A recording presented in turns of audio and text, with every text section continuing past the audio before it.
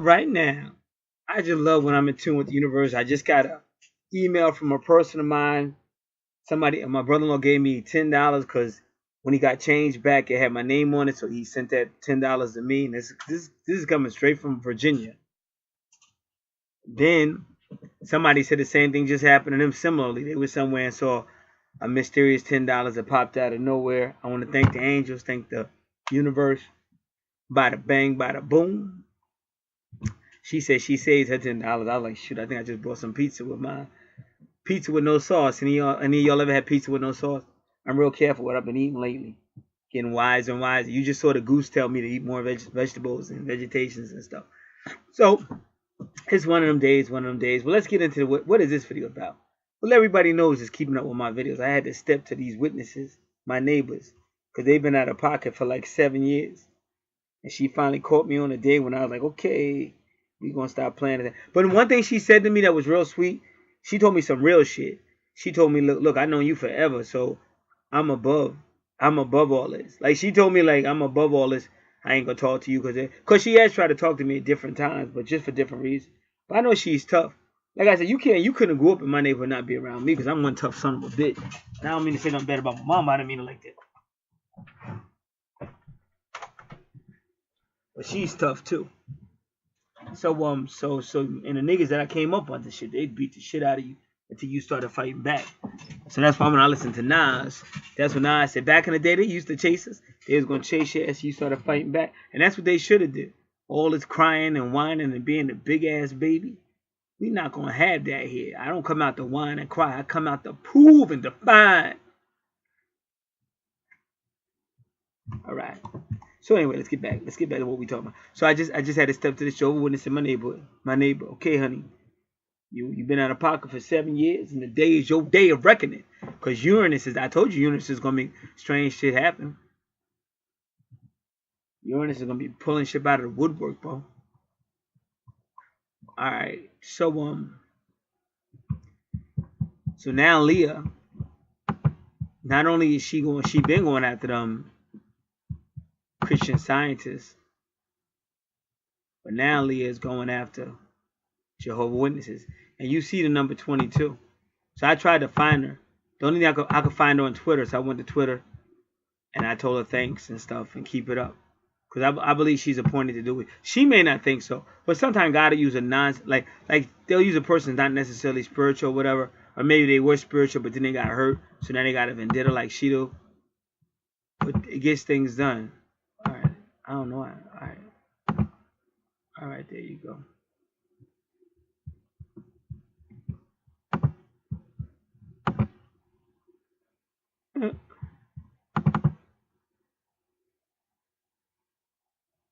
Alright, so I'm going to make this a little bit bigger. Resize and go.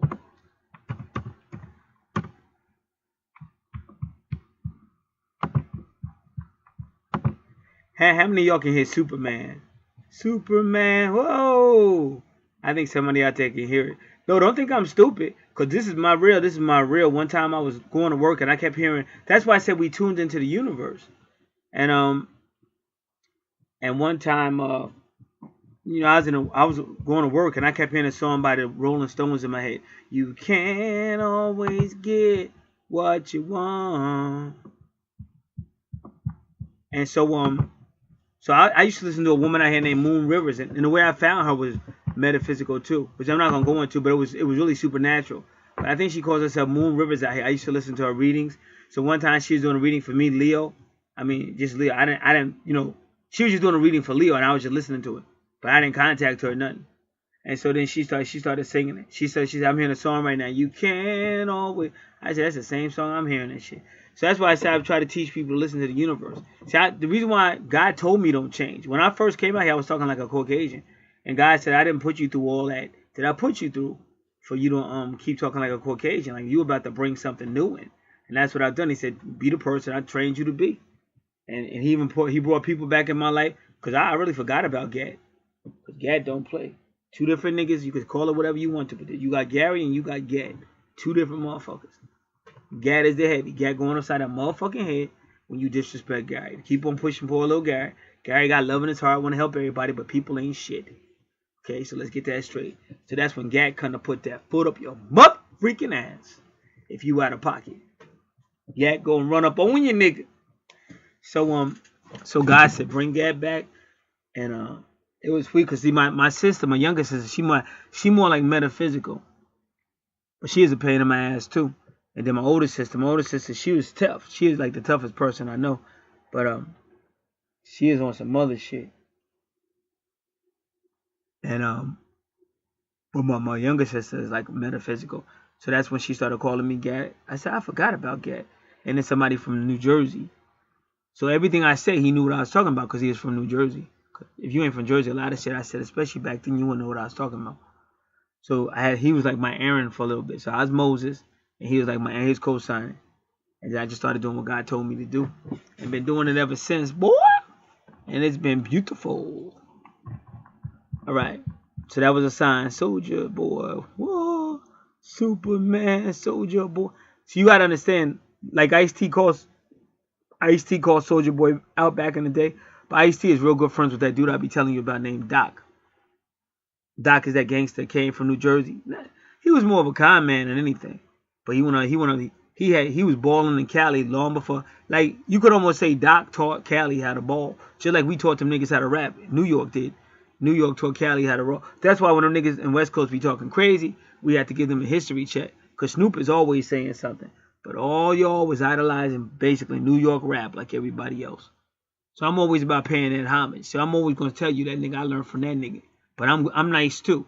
You want to say I'm nice. But I'm not going to say, oh, I didn't learn from nobody. Ain't nobody influenced me. Because that's some silly shit. But Biggie became the best because he learned from the best. And it ain't like he woke up one morning and just started spitting like that. He learned from a lot of dudes. Because that's why they said, Biggie, who influenced you? I really was influenced by nobody. Yes, she was. And even like dude like LL, his father and people had so much music around LL when he was little that LL was unbelievable. Here's this young ass dude that know all this old ass music, and he's able to incorporate even rock and roll. And when LL's first one came out, I think it was called Rock the Bells or whatever it was called. That nigga, that was like a rock album. I mean, but he was on everything. Love Story, that nigga. It's to this day I still listen. I mean, I'm gonna keep it 100. Like in like the real early 90s, the motherfucker was like, yo, LL played out. Why you still playing LL? I said, man, LL will never play out. And then he's like, man, you an LL fanatic and shit. And see, LL came out about 84, 85, had a couple of songs. And then this was like 91 or 92, and a dude was telling me, you know, whenever it was, it might even been later. It might have been like 90, it might have been like 95. Yeah, it was like 95. Because he's like, yo, LL played out. But I knew this dude when he was young. He was in black or white. I'm not gonna tell you what his nationality was. But I used to study the Bible with him when he was little. But then he grew up. He's a big ass nigga. So like I was always hanging out by myself, and back then I started hanging out at strip clubs and shit. So I'd be in Asbury by myself and shit. I'd just be sitting at the club at the strip club, Empress Hotel and shit. I'd be up in that motherfucker by myself, just sitting there and shit, looking at the females and shit, chilling. And then like, you know, niggas, cause you could get broke off, especially now by that boardwalk. You can get the fuck beat up. I know niggas that took a walk on that boardwalk, got the shit beat out of them and robbed and shit. You get broke off. But I still be hanging out. And I used to be out there witnessing by myself and shit. Be on the boardwalk, up and down that boardwalk. That's why I give glory to God. I've been so many places where other people got the shit beat out of them. I thank God. Honestly, I thank God. And so one day I was in there, and I got a funny feeling. Like these motherfuckers up in here might try something. And then when I came outside, that dude was right there. But he used to be a bouncer. That big ass dude. And so some of the places I would go, he would be up in there. And he would always check on me like, everything good, everything all right. And that's all I really just knew him from when I used to study the Bible with him. And that was funny because this all, since we talking about Jehovah's Witnesses, that's all Jehovah's Witness stuff. And I remember one time this was some like what I call twin flame stuff. Because to be real with y'all, I thought my twin flame was this female named Tammy from my neighborhood. And we always had this connection or whatever. And but I don't know. And so the universe kept bringing me and her together, but I didn't understand that shit, and I could just feel the energy. So I always ran from the energy and shit because I didn't understand it. And so we was working together, and in her own way, she was still trying to reach out to me, but I was not opening up to her for whatever reason. And this went way back to when we was little kids. So you talking about a good long ass time. I really want to give you all an estimate. I'll put it this way. About a good 20 years. And so it was another dude that worked there that was a boxer. He was a Golden Glove boxer and shit. So somehow, I guess, because all of us got sixth senses. So he wanted to be with her, and he kind of felt like I was in the way. So he was kind of like always trying to kind of, in his own way, he was trying to intimidate me. But I really don't play that shit. You know what I'm saying? So I had mentioned to this other dude, the dude I'm talking about, that I studied with when he was a kid. I told him about that dude. And then we was all at this family get-together and shit. Not a family get-together, a company get-together. And he was asking me, which one is it and shit. Because he was going to serve that nigga right there.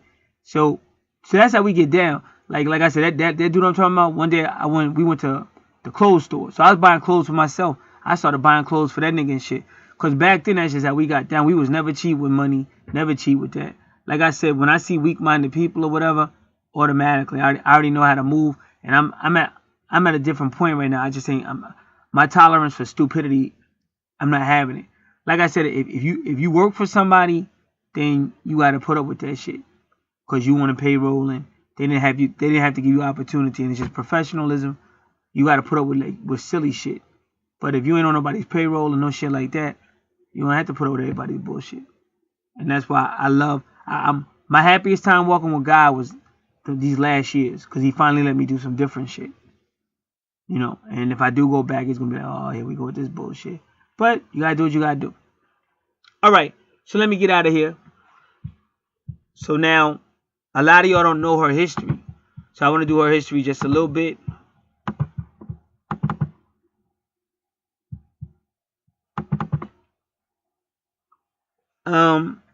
She's always kept it 100. I can go back to when she was doing Saved by the Bell. A lot of y'all don't know she used to be on Saved by the Bell. Because I think she played a character who, when the kids got a little bit older, they was at this on this beach, but they was at some type of resort. And her character, her father owned the resort. And so she started there a little bit. And she did a lot of other stuff. But she always, she want to be real. That's why I like her. And that's one of the reasons why she probably didn't get the part she could have got. Because she wasn't just going to dumb it down. Like, she wasn't going to play the part you told her to play. She was always going to try to put her. If you just took some time out and studied her career, she was always going to try to play her personality in the character. And very few people do that. But some people have done that and become real famous. Like, another person that was real good when she first came out, that everybody laughing at now, was Stacey Dash. Now, the first time, I used to be home watching a whole lot of TV and shit. Like, early in the morning, I'd be watching Showtime and HBO and all that shit. This is a long time ago. And I remember the first time I saw Stacey Dash, I couldn't believe it. Because first off, I had never seen, like, a woman of color by herself being featured in movies and shit like that. And Stacey was just cool as shit. Her character was so real. Because she didn't try to act and shit. She really just, like, if you go back to her early movies, she actually just seemed like a female just reading her lines and shit. But it was so fucking cool. She was so fucking cool. Because there's something about, like when a female younger, she don't really fully understand. And that's what makes it so good, though. Because she's not worrying about the angles and the cameras and do I stand like this, do I walk like that. How to really make this character convincing. And that's what makes it real. And that's how she was. So when I first told Stacey that, I like, damn, you know, she got something. And then when she did Clueless, if you ask me honestly, she made that whole movie. Now people won't agree, but I think that was like a lot of white girls and then just Stacey Dash and shit. And that's why people think, oh, that movie was a white girl movie, but it wasn't. To me, Stacey really made that movie. I mean, like, if Stacey wasn't really in that movie, y'all gotta understand what I'm saying. It's not that I'm a big fan of Stacey. I'm just saying, if Stacey was in that movie, I don't think it would have had the same thing that it had. But Stacey made that, and at that time, she was playing a 17-year-old girl, and she was like in her 30s. So that should tell you something right there. So I give her credit. Like, I'm not a hater. Everybody want to talk crazy about people. And then one of the funny, when Kevin Hart was on the come up, one of the funniest scenes was when he tried to get a hug from Stacey and she pushed his ass out the way and shit. That shit was funny.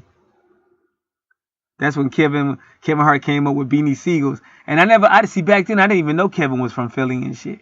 Because whenever I saw Beans back then, Bean was the man. You understand? You can't take nothing from Beans. Even when the Game got into it with Meek. You know what I'm saying? And then Bean kind of got in it. And the gang was like, okay, whatever I said about Bean, I ain't mean it. We got here. Like the whole West Coast, even Whack 100, they're like, we ain't got no beef with Beans. We just don't like Meek and shit. So that shit was for, ain't nobody really fuck, because when Beans came out, everybody know that's the Broad Street bully. So you had to respect him no matter what. At least we had to. Now him and Gilly had some shit going on with Gilly, because Gilly seldom get mad. But Gilly a real dude too, but he got real mad. And then when he got real mad, you could tell Beans was backing down, because he knew, you know, because bodies do, you know, people do get shut the fuck up. So Beans kind of chilled out. And then Beans came back later and said, well, the only reason why I was saying I was king of Philly was because everybody was saying it and it wasn't a mention of my name.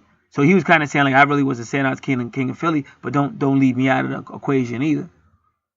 And so, and that's the only time I ever really seen Gilly that mad. He don't never get that mad. I mean, he's smart enough not to even get that mad on camera, because he know people recording everything. And if he get that mad on camera and somebody end up hurt or whatever, they coming for him. They're gonna say, yeah, because he was on the internet making threats and shit. So he's smart enough not to do that.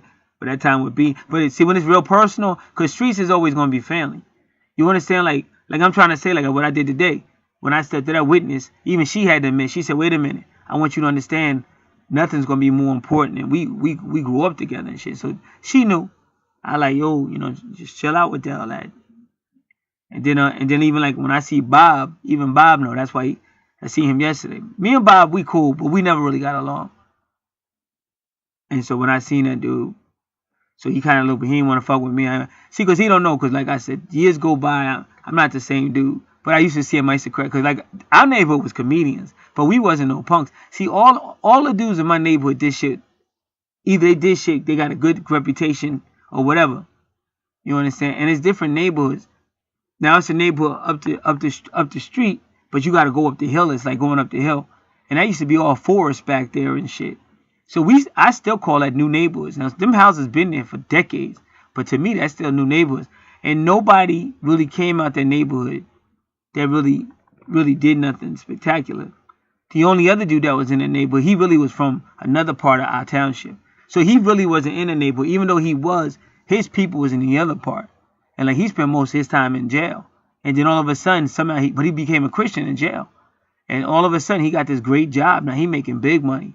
He said he went from Philly, now he live in Atlanta, but he got money and shit. So like I said, our house used to be the spot where everybody came through. So every now and then you'll still see like old school dudes that was like, you know, came up with that thug culture and shit like that. They'll come through. But other than that, it was nobody really in that neighborhood that really did nothing. You know, see, my neighborhood, niggas had reputation.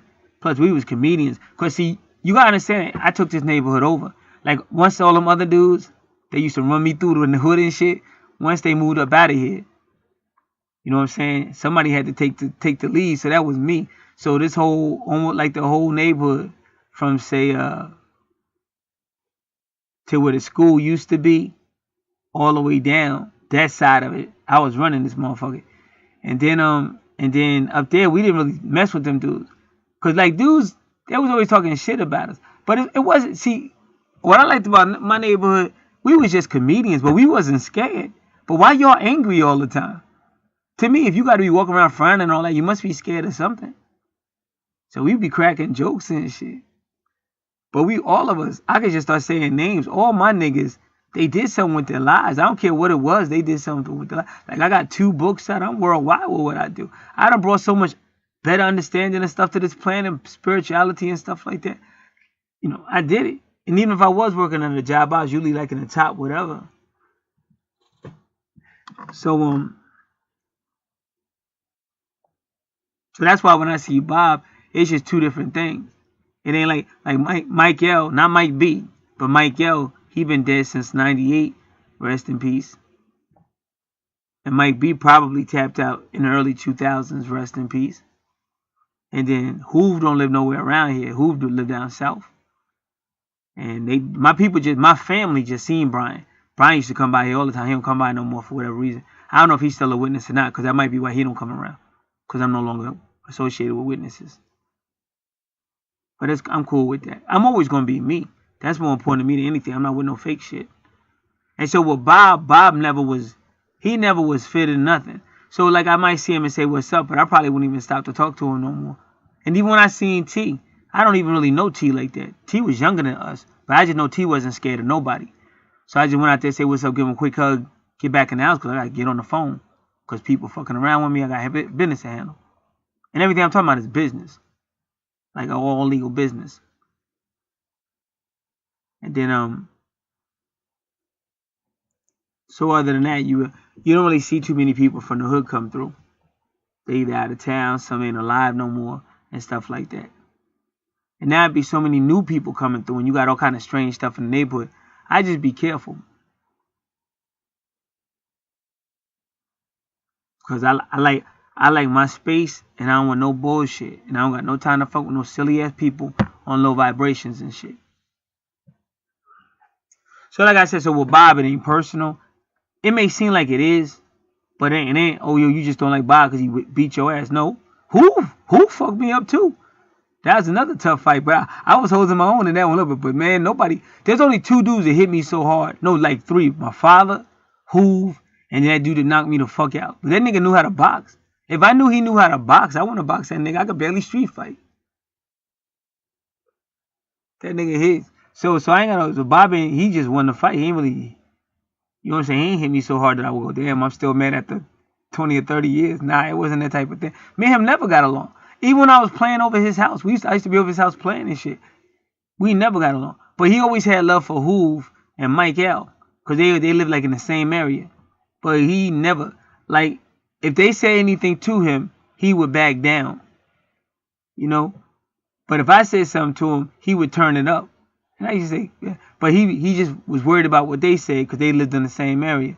See, he worried, but me, I was like further up the street. So with him and me. So me and him, we always had, like me and Bob always had like a strange relationship, like competition and shit. And when you get older, if you see a nigga, he can't look at you and go, what's up? You know what I'm saying? We grew up together. You don't want to talk, I don't want to talk to you either. But it still ain't personal with me because I'm still the same nigga. He turned me into a ballerina and shit. That nigga hit me and I spent around like a ballerina and shit back in the day. So it's the same, I'm the same nigga. You know what I'm saying? Don't get me wrong. I'm a grown ass man, but as far as my philosophy on life, like nigga, if anybody acting funny, it's you. And I always said that we from the same hood. Like that motherfucker that went crazy on me decades ago. Why was you so angry? What did I do to you? That you would be, but he wasn't. His father used to beat him up. And that's another reason why I couldn't really fight that dude. Because it was like fighting myself. I knew why he was so mad and upset. But he went through his whole life just fighting everybody. And then they said last time I checked it, he was on Facebook. I don't think he's on Facebook no more. But he was on Facebook real quick. And he was in the military and shit. Because that motherfucker just loved to fight. Like when you be seeing UFC fighters and shit, they just love to fight. Like either daddy beat them up or something. They just want to fight. They just angry. Like I can see if you do it constructively. But like when you fighting somebody in your own hood, it ain't that serious. He ain't steal nothing from you. He ain't disrespect you. He ain't do nothing. What's with all the violence and shit? So I'm more like, not only did I take that ass whipping like a soldier, but I went to the hospital, got patched up, and came right back to the dude's house. And when I got to his house, I didn't know the whole neighborhood was there telling him he was wrong. Because I came to his house and tell him ain't nothing changed. Because I'm trying to tell this dude, why are you so angry, bro? You going to go through your whole life? You be dead. So I never been with that tough guy shit. Like if you really tough, like I don't know what to tell you. But just fighting don't mean you tough. To me it means you scared. Cause you fighting everybody. What is everybody like Mike B used to say, them type of dudes, they always want to fight somebody. He said if they don't stop fighting, they're gonna fight everybody in the world and shit. Mike B used to crack jokes and he said, damn, this dude gonna fight everybody in the world and shit. He's so angry and shit. So that's why I love the township where I came from, because we had a sense of humor. And the dude, the greatest person ever walk on this planet, and to show you how real that was my man TP. That's the greatest. He always looked out for me and shit. And unfortunately, that's the same dude whose mother was murdered by that crazy dude. And everybody in his immediate family ain't alive no more. And he always did. Like once that happened with my dudes, he keep to himself. Like even if I seen him, I probably wouldn't speak to him, but that's out of respect, because he don't talk to nobody.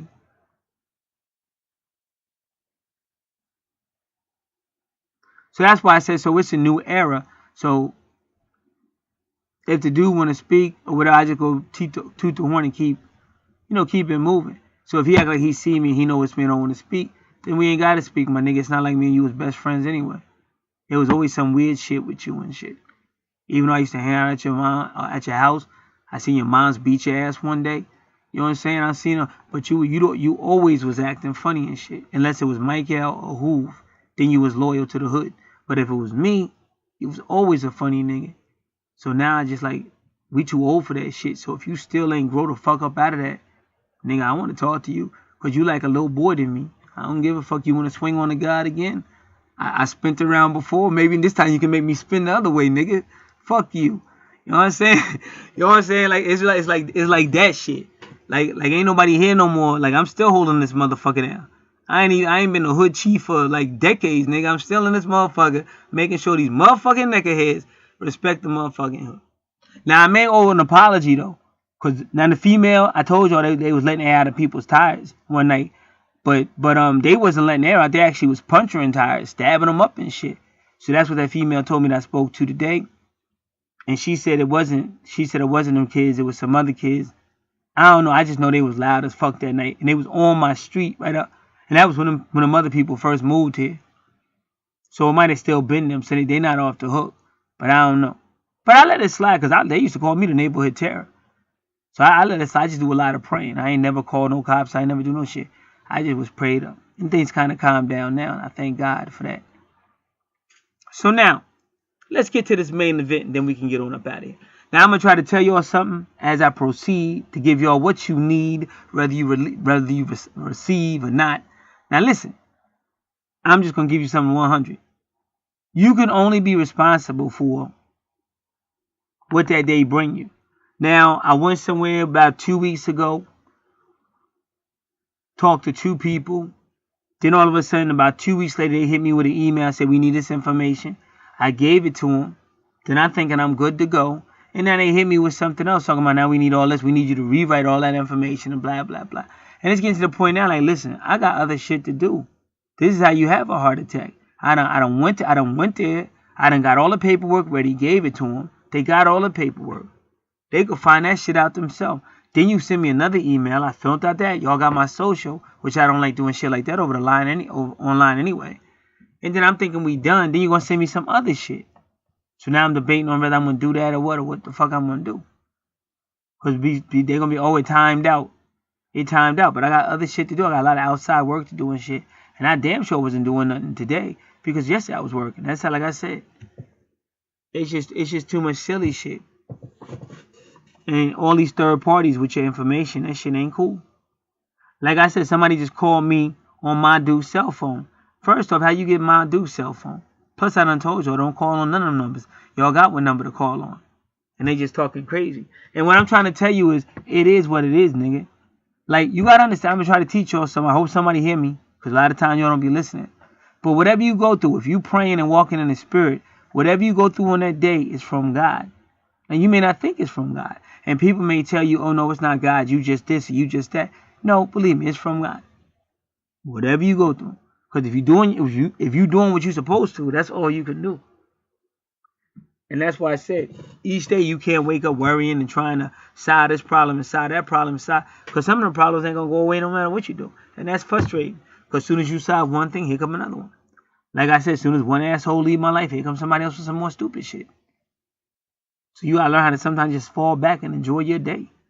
And most people knew that already. Because you're not going to solve all the problems, no matter how hard you try.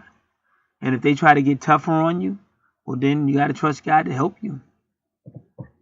So you're wiser walking in the spirit, praying to God, praying for other people, and trusting God's promises than worrying about somebody talking about this going to happen to you and that's going to happen to you. Because no matter what you do, them type of people are going to say that anyway. So, yeah, I believe so Leah, she was always tough. And she used to come on Arsenio Hall every now and then. But she was always pretty, and that's why her show did so good with James. I think his name is Kevin James. King of Queens or some shit. Because she just has that person. She has a very impersonable personality. And she ain't backing down. So she tried Scientology and saw how fake that was and how abusive it was. And now she's going after other cults like Jehovah's Witness. And it's kind of funny because I just had to step to a Jehovah's Witness and tell them, okay, kind of getting tired of you with your craziness.